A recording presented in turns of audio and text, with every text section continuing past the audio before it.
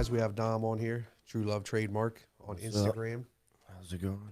He is our award-winning lettering artist, and that's what he loves to do. So that's what we're going to talk a little bit about today because well, I got to change this side over. All right, that's what we're going to talk about today because he's he's getting booked out. We just opened up your books. What, April? I think we opened up April books this month, right? So now he's booking for April, and he's looking to do custom lettering.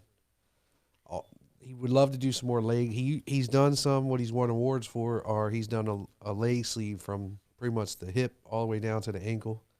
He's done lettering all over the place, but that's his favorite. It's the big lettering, custom, no stuff off the internet, nothing like that. That's just what he loves to do, and he's booking for the month of April on that, and he's going to be running some specials for all of that. If you go on any of our social media presence of Artistic Editions, True Love Trademark, um, on Instagram, or you can go on Artistic Editions on Facebook, either way, and you can get a hold of us and we'll set you up with a consultation for him. So today I'd like to introduce you to him because I know him. He's been with us now for how many years now? Like two and a half. Two now, but before that, altogether in total about Altogether? 5 or 6, right? Well, I've been tattooing for 5 years now. Went- I started apprenticing here at the shop at Artistic Editions. Yep. And then I came back and I've been here now for about two and a half years. For some reason your mic's breaking up. I don't know if it's because you're not talking into it or Can you hear me? yeah, it was All just right. breaking up a little bit. So guys, today if anybody got any questions for him, just shoot us some questions. We're looking for questions and answering today for that. So basically what we do on here is we're just going to talk and say what it is that you're into. Like what style? Like you said, large custom lettering. I prefer to freehand as much as I can. And yeah, I'll just be doing some specials as far as like large pieces. You can find that on my Instagram. Usually I put it up as like designs available. Or if you don't see anything, you could just hit me up and be like, hey, would you be interested in doing something like this? And then, I can work with you, especially if it's a large piece, and you're giving me, creative or artistic freedom. And that's what he loves, guys. He loves that creative freedom because he's strictly custom. He will do other style and other style work, and he does love Rose work. He's been doing some sick work, and you guys can just go check it out. But what he really specializes in, what he loves to do when his heart's at, is just lettering, guys. So, anybody have any lettering that needs to get done, he's definitely the one. So, what's your?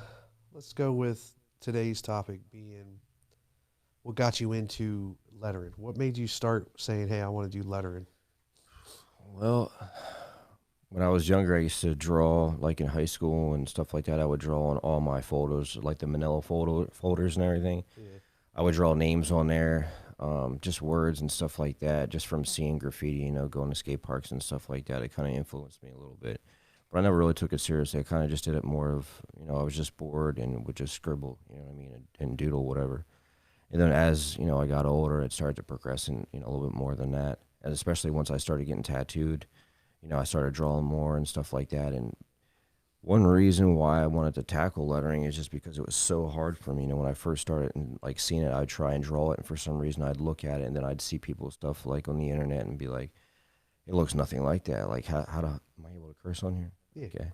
Yeah, I'll be looking at it. I'm like, how the hell does their shit look so good? And I can't figure it out because it's lettering. It looks so simple. Yeah. You think it would be simple, but there's a lot of thought process that goes behind it, and there's rules and stuff like that. But eventually, when you run, you learn the rules, you can bend them and break them and stuff like that. But it took me a little while to kind of get the hang of it, and once I started seeing like progression of it, that's when I really started liking it more. Just like anything else, you see progression, you're like, oh man, you get so hyped up and you want to do it more and stuff like that because you see yourself getting better, and it becomes a lot more funner. It's not as hard, and you start to enjoy it a little bit more. So I pretty much started out, just seeing graffiti and stuff like that when I was younger. That's pretty much where.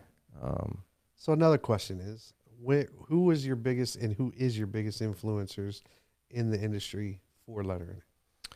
We know one. I know one. Flox, man. I've been tattooed by Flox now 2 times. That's probably one of my favorite artists. But I mean, there's a handful. Your first one, the original, the OG that you loved, he's passed away now. Who is that? Norm. Yep. Yeah, I actually bought his machines. They were my first machines. When I started apprenticing with you, I got two of his machines, and I have three of them now. Yeah. But yeah, they're awesome machines. He was a really, really good artist, man. R.I.P. to him. Yeah, he tattooed his ass off, man. That dude would tattoo all day long, and draw and build machines, and ran a shop, and it influenced me a lot. And I used to follow his work, especially in the beginning. He was one of the first few artists that I started really following, like on Insta when I got social media. Yeah. Because I didn't get a smartphone for a while, probably until I was like 23 or something like that. So as soon as I got a smartphone, I was always on, Instagram and the internet and stuff like that. I mean, of course, I had a tablet before then, but once I got the iPhone, I was on that, a lot more. So I started seeing more and more people, and I just would start following more and more artists. But yeah, Phlox is a big one. I love his work. Super cool dude. Other than that, yeah, like Norm. Let's see, Big Me's, definitely Big Me's.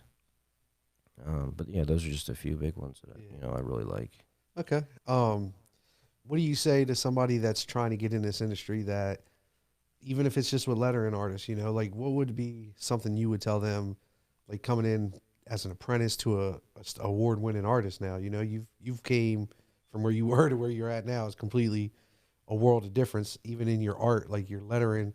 If you look back at when you started, from where you're at now, it's like night and day. It's completely different.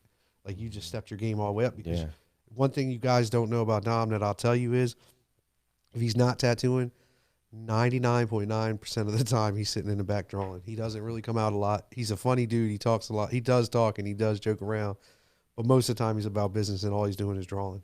So what I would say to you is what would you give some influence to somebody coming in the industry that's either an apprentice or a tattoo artist that's just trying to develop, in this industry bigger and better than what they were when they started? well, I would definitely say, like you said, drawing is a big part. Um, Other than that, just start following a couple artists that you like and just study their work as much as you can. I'm not saying you have to bite their stuff, but just follow their work and just see how they do things. And yeah, just draw or paint or something that has to do with art. That way you can kind of fall in love with it first, because once you fall in love with it, it makes it a lot easier to kind of like be more dedicated to it. Yeah, it's not work then. It's just Yeah, it's something. It's not a work. Yeah, passion. it's a passion, Yep. and it's very important to have that passion. And what I can tell you is once you live in your passion and you work in your passion, it's not a job. And then you start making a living off of it. And I'm 20 some years into it now. And everything around me and everybody around me that I even call a brother to my life is because of tattooing. So it's crazy to see once you live and breathe something for so long, it's just as part of a life that you don't even really think nothing of it. You don't think of it as work. I just think of it as getting away sometimes. Yeah, Sometimes it's a getaway, yeah, it's definitely the best job I ever had. Yeah. And if you were to tell an apprentice, like what would be some advice that you would give an apprentice? Because before, when you came in as an apprentice, you didn't know what you were coming into, and what is a couple things that you would tell them to look for a mentor going into like becoming an apprentice? Because a lot of questions I've been getting lately are, I want to get an apprenticeship, but I don't know where to go. Or I had a lot of women actually, it's crazy, reach out and say that they've had issues with going to tattoo shops, and some of them still run the way that used to be, real hardcore and just ignorant, and they couldn't hand it. The skin wasn't tough enough for it, or they were just very much, uh, talked to. They shouldn't be talked to a certain way or whatever. So what I would say is if you were to tell an apprentice right now, what would you tell them to look for in a shop or an artist or a mentor? Definitely want to find a place that you can be comfortable in, because you're going to be spending a lot of time there, and you're going to build relationships and stuff like that. Yeah. So definitely just like talk with the people, see their work, and definitely just mainly just find a place that you can be comfortable in. Other than that, yeah, just check out their work and see what they have to offer, and just see if it's a place that you could really grow in. Um, that's pretty much all I can really think about as far as that. I wonder why your mic is going in and out like that on you. I don't know if it's something. Great people, Pradeep said. Thank you. So if there's one tattoo that you would love to do on somebody, right? And what would it be, or who you think it would be? Well, I've never done a koi fish. Me and Gracie were talking about the other day because I was seeing her work on one, and I was like, "Yeah, man, I've been tattooing for almost 5 years now. That's one thing I've never done." And it's kind No, of funny because koi fish used to be a really big thing, and I know with you, you were telling me that once I first started Princeton, like that's all you were doing for a while. I love it. It's Yeah. just storytelling. It's a little different now. Like they just a lot of people don't. A lot of people don't even understand the history of a koi and what the koi represents and stuff. Hmm. So I love koi, and I feel like you gotta have to pick one to do one. Hmm. Maybe on Gracie because I'm working on she wants a koi and we're gonna do not this week but next week we're gonna be doing a tiger going down her arm. Yeah. I try to get a koi. She's like, no, I want a tiger first. I wanted the koi, she wouldn't do it. She said we're Yeah. going with the tiger, but Tiger would be dope too. yeah, but maybe you can get the underneath and do her koi under her arm because I think she's gonna put it underneath. Hmm. That'd be dope to have you do it. It's funny because before I was like really heavy into lettering, Yeah, like one of the first things I wanted to kind of just chase after was like Japanese. I got super inspired by it, once I started getting around more tattooing and seeing it, and I went to my first convention and started buying tattoo magazines and learn a little bit more about it. Like I really was like heavily into Japanese, and then I kind of faded away, and then I kind of got like into drawing like a lot of new school and like color and stuff like that. I don't know if you remember like when I yeah, first came to my yeah. apprenticeship, my portfolio was a lot of color, and I preferred doing color. And then I started just like messing around with more and more lettering, and kind of that's pretty much what I just kind of go after And then now. But but your black and gray became pretty like your hmm black and gray is smooth for a self-taught like black and gray artist. Like you went from look at your older stuff because I go back and always look at everybody's stuff. Like I'm like, dang, yeah, I love seeing change, like seeing yeah, where they're at. If you go back and then you look at like the stuff you're doing now, your black and gray has gotten smoothed out all the way. But you pretty much taught yourself that, and you're using like you were like, oh, I'm doing the threes now. Like you started when that last one you did, you was like, I used the whole. I think you said you used the three the whole time on that one, and I yeah, was it's a like, lot of fun. I like using like a round, like a 3 round liner for like shading and everything like that. yeah, Gives kind of like that texture, like kind of peppery look to it. yeah, yeah. Yeah, A lot of people, there's an artist named Mr. Troshin. I don't know if anybody is listening that follows him, but they know if they heard that name, they probably seen his work, and he pretty much does 3 round liner only. So yeah. whenever I see his work, I'm like, man, that's super cool, man. He does that style like really really good. Especially a three liner. You know how long that takes. That's some time consuming Hmm. stuff. So we get into some big stuff. You got 3 round liner the whole time. That'll shoo. Yeah, it's really hard, especially like whipping it without like catching the skin, like Yep. snagging the skin on it. Because you got to catch that rhythm. You got to get that Yeah, yeah. wrist rhythm. Once you get it, Hmm. you got it. And that's why like I used to say stuff to you about how you had your finger underneath for the longest time, and now I Yeah, can yeah. see I switched it up a little bit. pulled it back a little bit more. Or how do you Yeah, do it like now? I don't hold it to the tip anymore. I kind of Pull it like back. hold it kind of like behind it, so like my middle finger is resting on like the front of the tube. Yeah, so you get more play with it. Yeah, because you can And see your lines are sharp and crisp, and that's hard, man. Like anybody that doesn't tattoo, even to the people that do tattoo, if you look at his line work, just exclude everything else in the tattoo and just look at his line work. It's so crisp, and that's the hardest thing to do is have that crisp of lines. Because if you watch any tattoo shows like the Ink Masters and stuff, what do they critique? First thing they always critique is the line work hmm because it's so hard. But that's another thing with the Ink Master is it's a great show, but when you're rushing, you can't do as crisp as you want with your outline because you have to substitute something to make up for something else because you only have so much time. I think they give them 6 hours or something, yeah, I think that's like the max is like 6 hours. and to get a good outline, crisp and sharp, and make it right, it's going to take you some Hmm. time. So, Yeah, it takes time. Hmm. and when Dom does his letter, and that's one thing you can't say is his letter and line work is clean as ever, and so that's what I'd say with that part. But let's go to.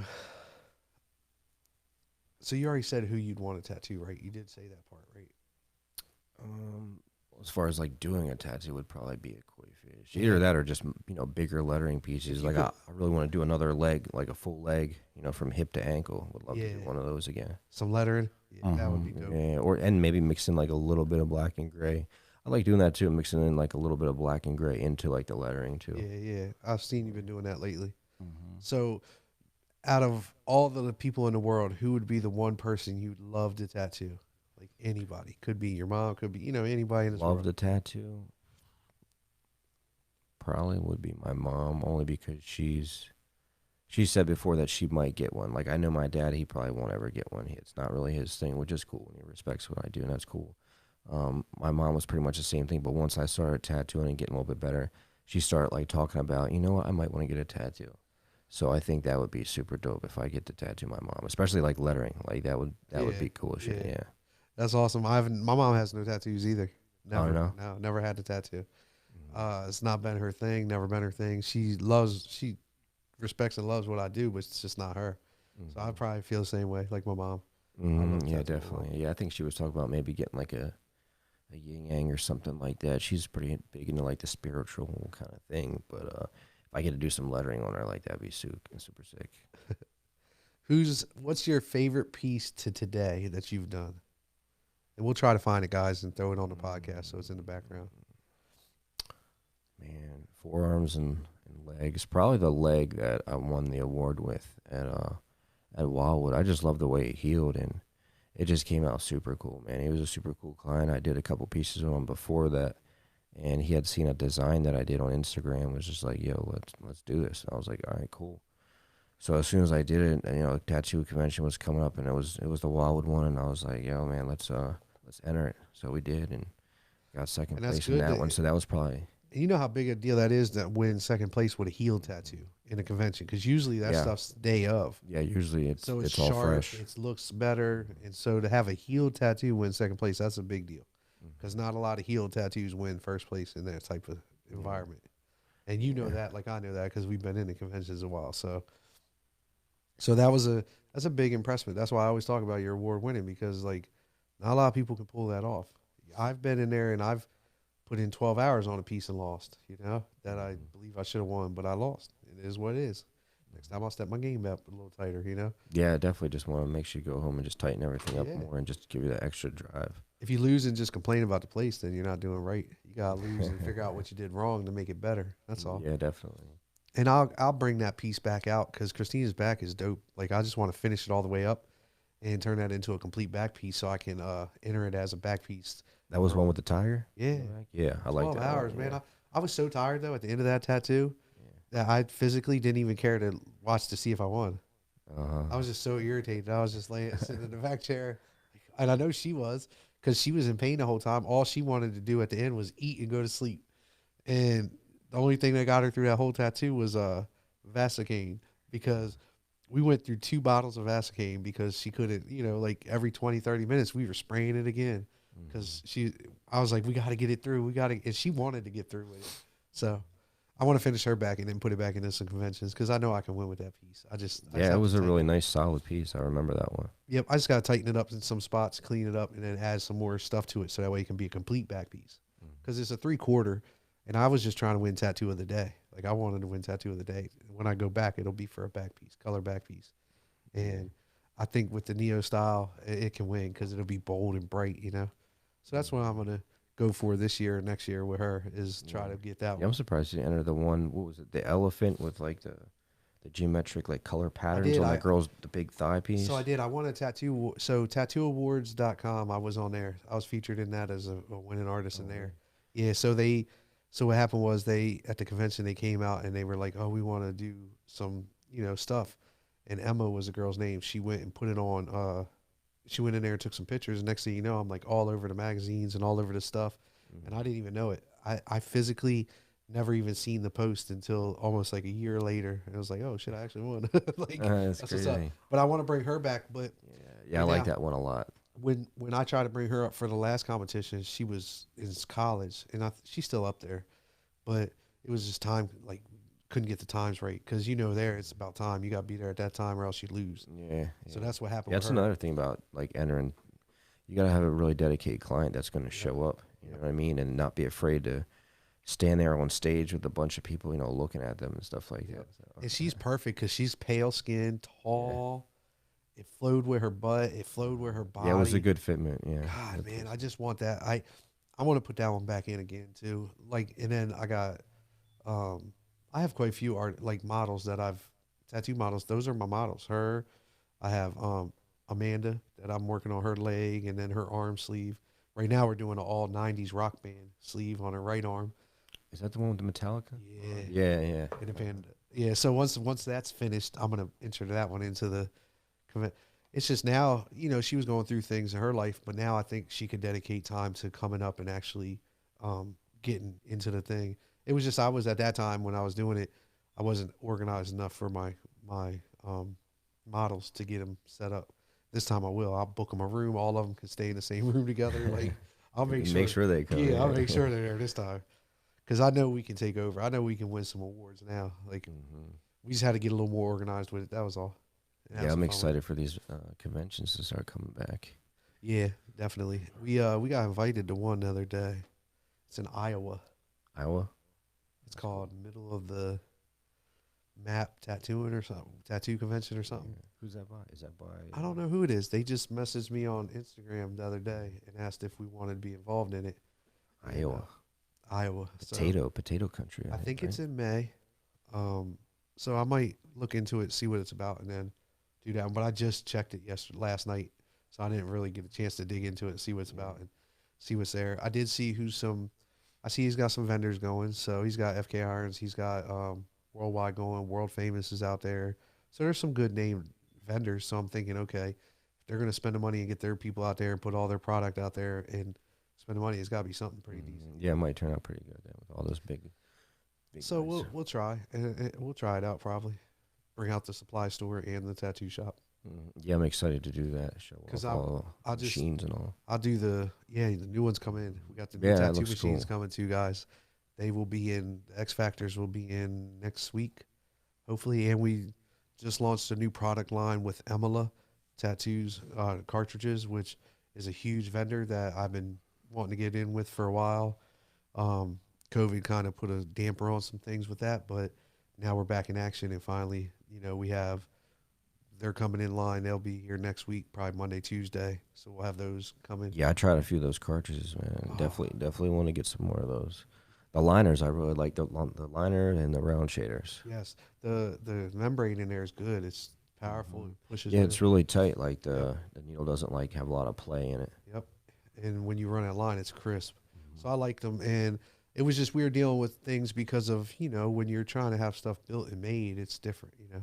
So I'm branding my own cartridges too, just to have my own. But I just decided to go with them because I feel like quality wise and price wise, I can't beat it. I can get it in a price range where the tattoo artist can afford it and it not be crazy where, certain machine like cartridges, like if you go to a Cheyenne, you're paying $35, $42 a box, where I can get it down to $25 to $30 for the bigger mag, so that's where I'm trying to get. I'm trying to get into the price range where it's effective for all tattoo artists to be able to buy it instead of just because a lot of people don't buy Cheyenne because the price is crazy. Yeah. Right? When they know that their retail, their price, I know I've had my cartridges built. That you've seen them. I know what I paid. Right? Without a membrane, I know what I paid. That's why I only charge $20. With a membrane, I know it's a little bit more. Right? So at the end of the day, what I'm having them built for and made for, shipped to my door all the way production and all, is still at a profit where, I'm okay, where it's not going to kill my shop either, So I think they have to make up pricing because of where they ship from. Maybe, I don't know, because they come from Germany. All the way from Germany. Yep. So I think it's just that, and honestly, I think these are the closest cartridges I've had to a Cheyenne, quality. Yeah. Yeah, like the plunger on them is nice and tight, just like the Cheyennes is. And I actually like those ones better. I like the molds on them. I can kind of get my finger behind it without being too close. I don't know. It's hard to describe it. But, yeah, I definitely like those cartridges. Gracie was like, as soon as they come in, I'm taking all mine out and I'm putting all them in. I want all of them.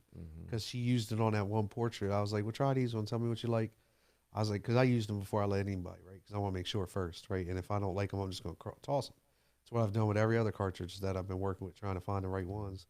And finally, I ran out and I was like, shit, I tried all. I tried the 3, the 5, the 7, the 9 before I even told anybody about it.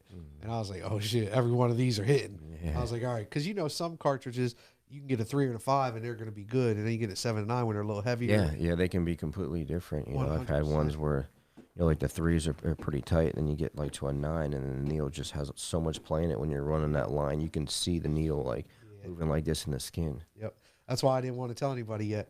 Because I was like, I don't know if I'm going to work with them because you know, with COVID and all, I had to make sure that I'm in a price point where I can afford to do what I got to do, you know, because at the end of the day, I want to make sure that I'm keeping this price range to where people can afford it. That's the whole goal of this whole thing is just to make sure that my supplies are not at an astronomical price, you know. Right. Obviously, when it comes to the name brand stuff that's out there already, I have to keep their price point because I don't have an option. Like, Mm-hmm. it is what it is. Whatever they say, that's what I got to price it at. Yeah. So with this company, I'm going to sell their cartridges, and then I'm going to work with them, and they're going to build my own cartridge that we love and like. You know, maybe change the color. You know, maybe make it a solid. I think I prefer a white because then you can see the color better, and that's just because I like color. You know, but when I'm dipping into something that's already a color and I put my color in it, it kind of messes with my. I don't Yeah, know. yeah, you can still see like what Yeah, color is in there because you yeah, really want to definitely clean it out before you move to the next exactly. color, especially with color. You know. So like I like the white ones, and even the clear ones are not bad, you know. But I think I'd prefer white. So I might change some things up and then have them work with grouping and stuff because they don't have a lot of different. You know, I want 3.5s. I want some people like 3.3s. You know, I'm gonna just switch up and just get a little bit of everything because I don't know what people like the most of, but I can tell you what I like the most of, and I can see what other competitors are selling and what they sell the best at. So those are the ones I'll probably stick around for now because I have to. I'm more focused on buying companies than I am building my own supplies right this moment. So I gotta keep the money ready for that, not Yeah. for. I don't want the company to say, "Yeah, I'm ready," and then Not have the yeah, I funds. just dumped all this money into something that I could be waiting on forever for. So that's where I'm at with that. So coming up, if you were go to next convention we do for if you're looking for another model to try to win an award with, who would you be looking for and what would it be looking?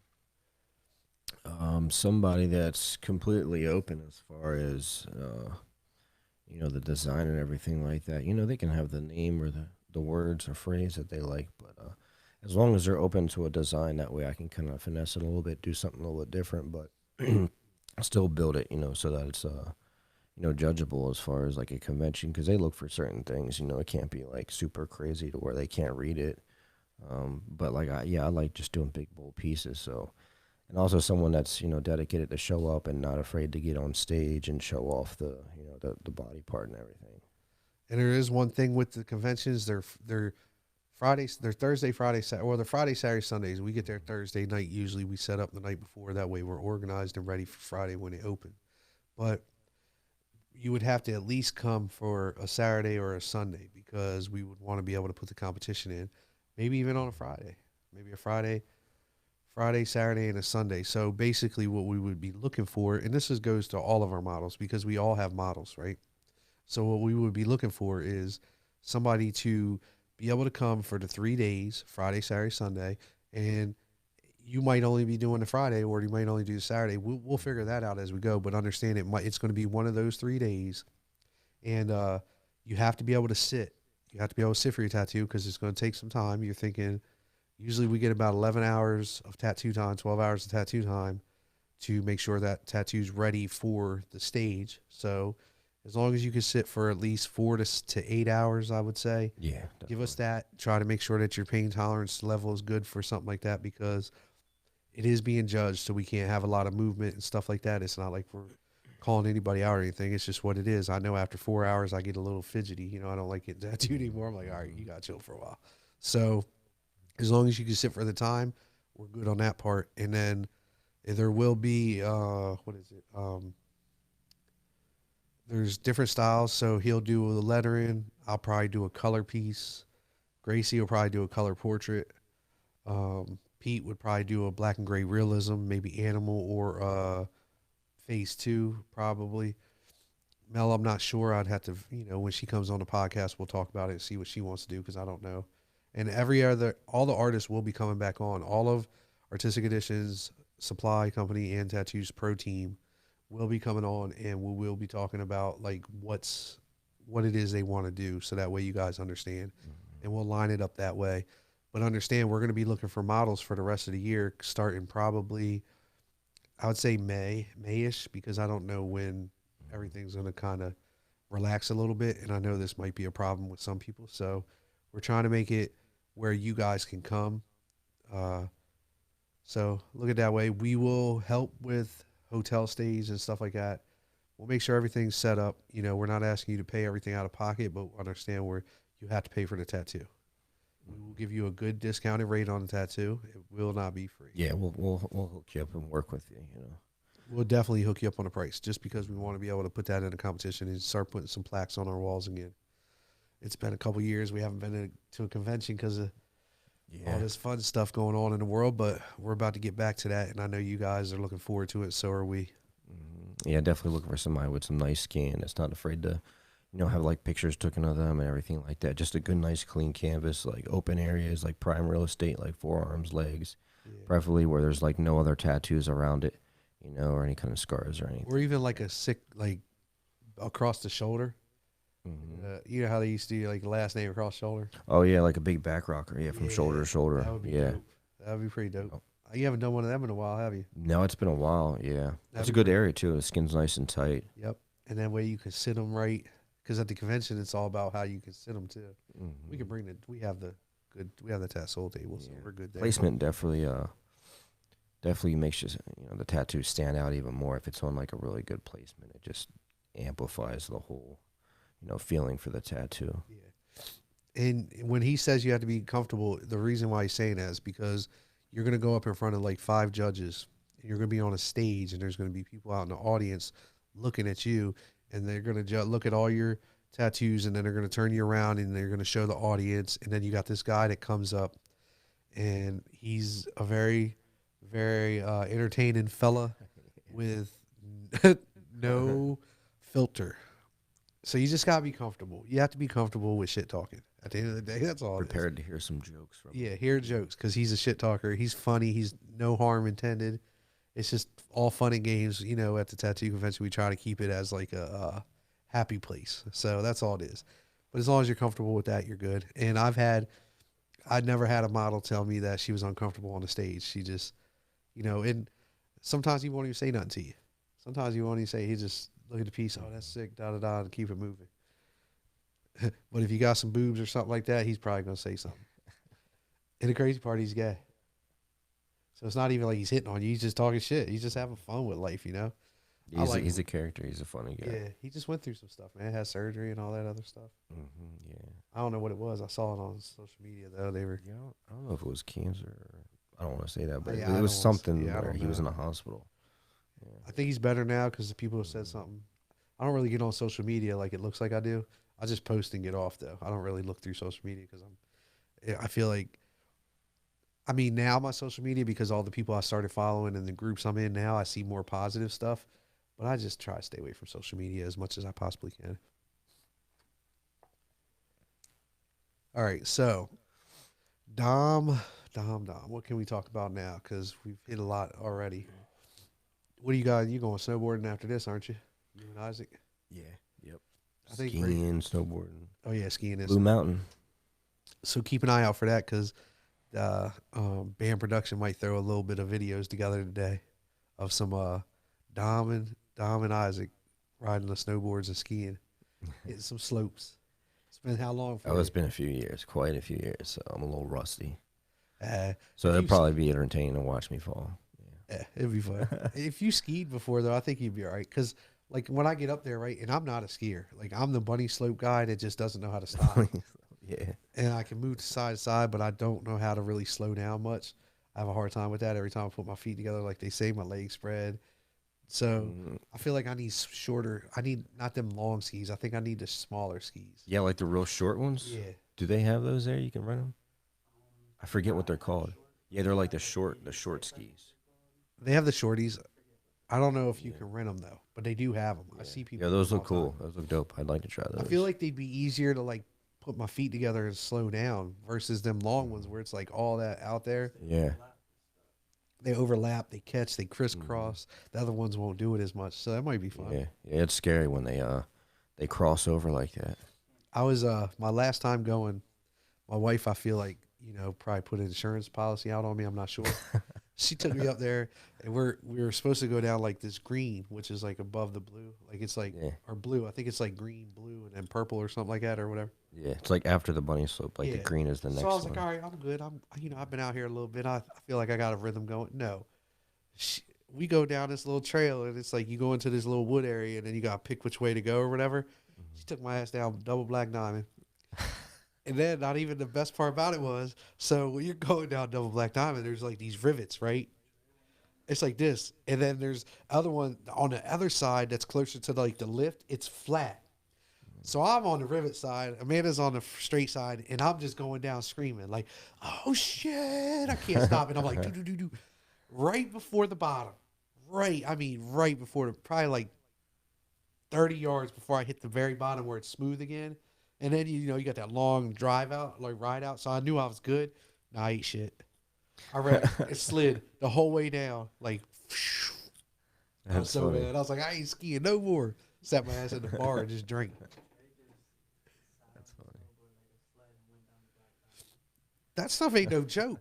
Well, I felt like, Yeah, it is. And then when you're up there and you're like looking down, it from the bottom, it doesn't. It looks like, oh man, this is cake. You know what I Yeah. mean? Then when you get up there, it's like, holy shit. yes. And so like my thought was this, right? Okay, I can go straight, right? I'm not scared of going fast, right? That's not, I'm all right with speed. There's no turns. So I'm like, all right, in my head, I'm thinking, fuck it. All I got to do is go down this hill straight. Yeah. I want to see how fast I can go anyway. It was the rivets that got me, dude. The rivets was like, doo. I'm like, Yeah. oh shit, this is too fast. Oh man, things are dangerous when you don't know what you're doing. Oh yeah, it is. Yeah, well, you could jump them all day. I can't jump nothing. I'm just holding on for dear life and not trying to piss myself. That's about it at that point. Yeah, this is gonna be a lot bigger mountain, Blue Mountain, because I'm used to going to like Big Boulder and Jack Frost, and they're like little hills compared to Blue Diamond. Yeah, but I mean, Blue Diamond's fun because mountain. there's the one spot where you'll go like to start. The greens are good because they're like pretty wide, right? They have like a spot where it'll go kind of steep but not that bad, and then it'll have like a flat out, and then you can like readjust stuff, get stuff back together. I don't know how to stop though, so I just kind of keep going. But it slows me down enough to get my momentum back to where if I see a little kid, I can probably get out the way. If not, I can fall and not hurt Yeah, you can myself. just kind of just like fall to the side. Yeah, Yeah. yeah. I've learned. I've learned. That's why I said I'm not the skier. I sit at the bar at the bottom and I get on my laptop and work while they. Last time I went, that's what we did. I just sat at the bar and I don't even drink like that. I was just sitting there because there's nowhere else to sit, and I was just working on the computer. And then the guy was like, "Well, you got to do something." So I ended up like ordering an appetizer, and then he'd wait like 45 minutes after, and you could see him like kind of get antsy. So I'd order something else. I wouldn't even eat it. I was just sitting there with it, but I had to do what I had to do. I wasn't taking my ass outside and getting up on them skis again. My anxiety got too high for that. Yeah, and them drinks are expensive there too. Hell yeah. Shit. Yeah, they are. I mean, just the two appetizers I bought because I didn't even get a meal. I just got two appetizers and one drink. I had to buy a drink because I was sitting at the bar. He said I had to buy a drink. Yeah. Yeah. So I bought. I think my bill was like $108. Damn. Yeah.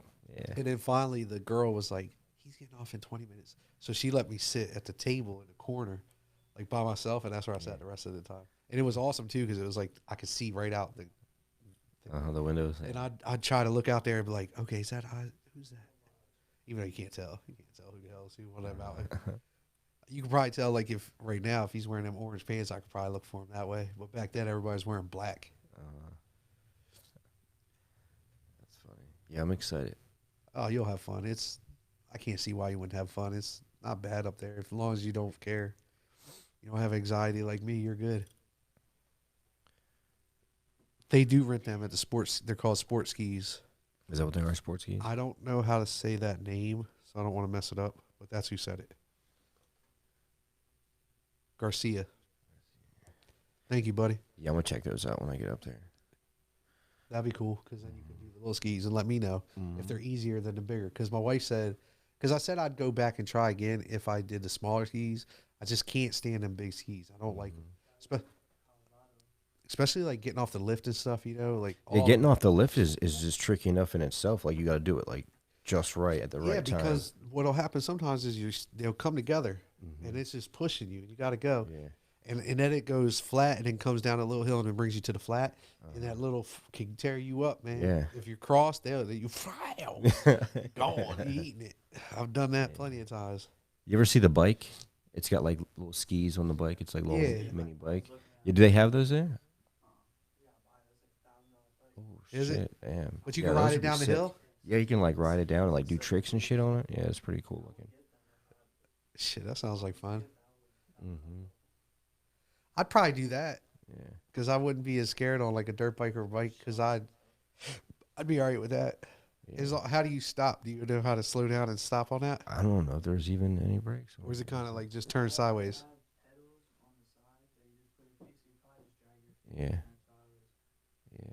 I would like to get it like a timber sled for my dirt bike. Yeah. You know, like the track you put on the back and stuff with the ski on the front.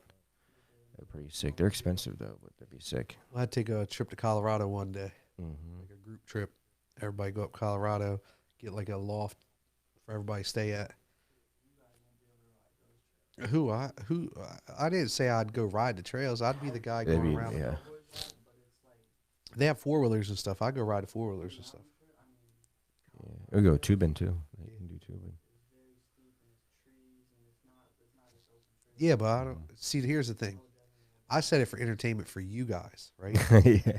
I'm cool with just the tubing and riding some 4-wheelers, snowboards, or not 4-wheelers, snowmobiles. Yeah, that's what I want to do. I've never ridden a snowmobile ever. I want to. Tavon went out there for Valentine's Day with his wife, and that's what they did. And it looked like fun as hell. But he said it was like -5 degrees though. Ooh. Plus, when you're going, that fucking wind is like even colder. So you gotta make sure you got the gear. That's about all. Have the gear, and you'd be all right. Yeah, that'd be cool. Anybody on here ever been to Colorado, to Aspen?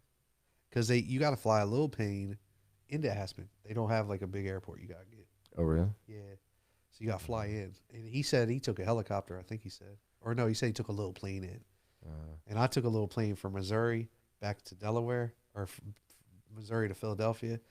That was the worst ride of my life. It was too small. You felt every little turbulence and all that. Small with the small planes. Yeah, I don't know. I didn't like that too much. That's where they used to hold the Winter X Games in Aspen. Yeah. They still do. Oh, they do. Yeah, they still do. That's what I think the whole thing of it is. I walk into Isaac's room one day. He's watching this extreme shit.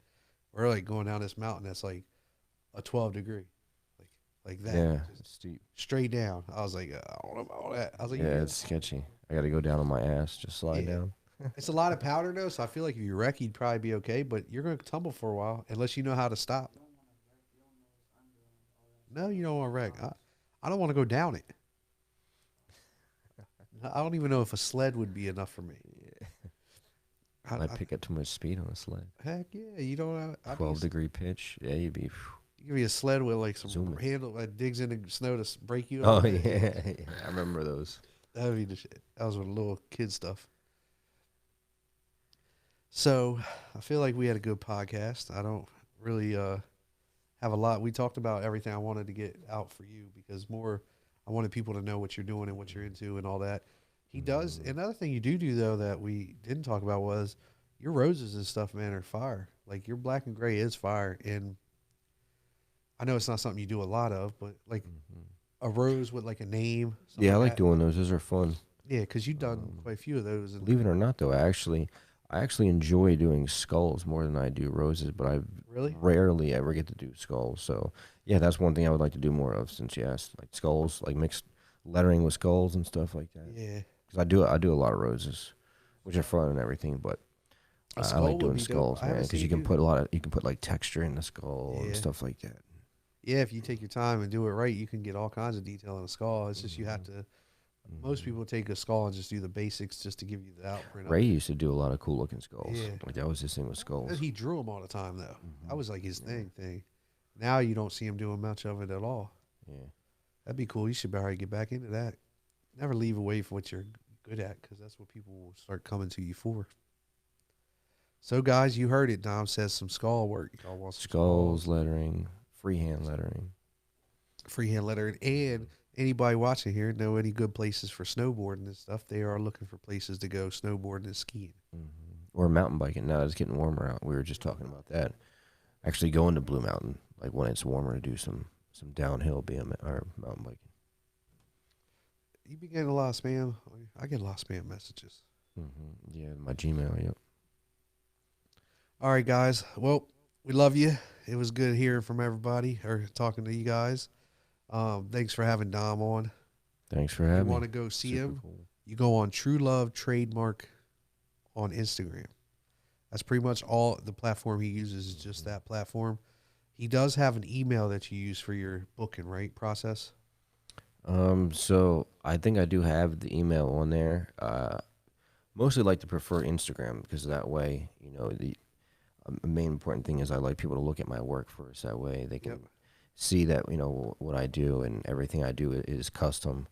I mean, the only times that I really don't do any custom lettering is I'll copy lettering, but it has to be like someone's like signature, like a memorial or something like that. But other than that, no computer fonts, everything's custom hand drawn. I prefer Instagram to book with me. If not, sometimes I'll have them just text me on my phone. Yeah. If they don't have Instagram. And if he didn't get a hold of you, or you've written him and he didn't get back to you, just resend a message because we get overloaded with messages, and it's not on purpose that we forget about you. We might open it and not respond right away because we want to make sure that we have the information needed to respond back to you. Usually, when you respond, what we need to do is we need to get on our app for the scheduling. We have to make sure we have time available. There's just a lot of process that goes into just booking an appointment with you guys. And when we do that, we want to set time aside. So sometimes we do open it and we don't mean to. And we look at it, we forget about it, and it gets loaded up by 100 new messages, so we don't get to see it. So if he hasn't got back to you guys, it's nothing personal. Just go ahead, shoot him another message now. Just message again. And he'll get back to you. And if he doesn't, just set up a consultation go to Artistic Editions, the Instagram or Facebook page, and you can just shoot a message, and they will make sure it relays to him, and then they'll get a consultation set up with you guys so that way you guys can sit down and talk about what it is you want to get. No matter what, you can get a hold of them. There's just multiple streams of ways if you can't get a hold of him through his Instagram, because we do get overwhelmed, and it's not that we don't want to message you back. We just forget. Yeah, because there's a lot of times we might be messaging back like 3 people at once, and everyone wants to know the first date available. So sometimes it can kind of get a little confusing. So, that's why I run everything through the front, because that's why I run everything through the front desk. All I do is I give how long it's going to take and how much it's going to cost, and the rest you just call the shop and then they book the appointment for you. And that way your appointment's set and it's right, because we tend to, halfway put it in a set. Like we might not put the phone number or something, because with us, we do call the week ahead. We call 2 days prior. We make sure that you're coming. We make sure you're ready. Make sure the artist is ready. There's like a whole process that goes into appointments. It's not like we just set the appointment and that's it. We do have a process for the appointment. And be deposit ready. It's very important. Yes, deposit ready and content, like what it is you want to get, like concept. Not saying pick something off Google and say this is what I want. Just have an idea. Have the concept of what you want to get done and a deposit ready. And then what that does is that speeds up the process. That makes sure that we're prompt with the appointment scheduling, so you know exactly when it is you're getting an appointment. We can give you some dates. We can go ahead and knock that out real quick. And then it gives you the accuracy on the pricing, because sometimes pricing can change, especially if you say, hey, I want this small tattoo, and you come in and it's not small. Your version of a small isn't what we call small. And there's like, a couple of names that you want in and stuff like that. That's why it's always good to do a consultation. We can get, know this person and speak with them one-on-one, bounce all of our ideas off each other, and it just makes the process a lot smoother and easier. 100%. That's all we want. That's all we want. We want to make sure everybody is on the same page and ready to go. So that way there's no confusion. Nobody's upset about pricing. Nobody's upset about scheduling. We legitimately just want to make sure the whole process was smooth and good. So that's all. Yeah, definitely. All right, guys, we're going to get off here now. We're going to let Dom and Isaac go snowboarding and skiing, have some fun, and look forward to seeing some videos of that. All right, guys, it was good seeing you. Have a good day. Keep that billionaire mindset.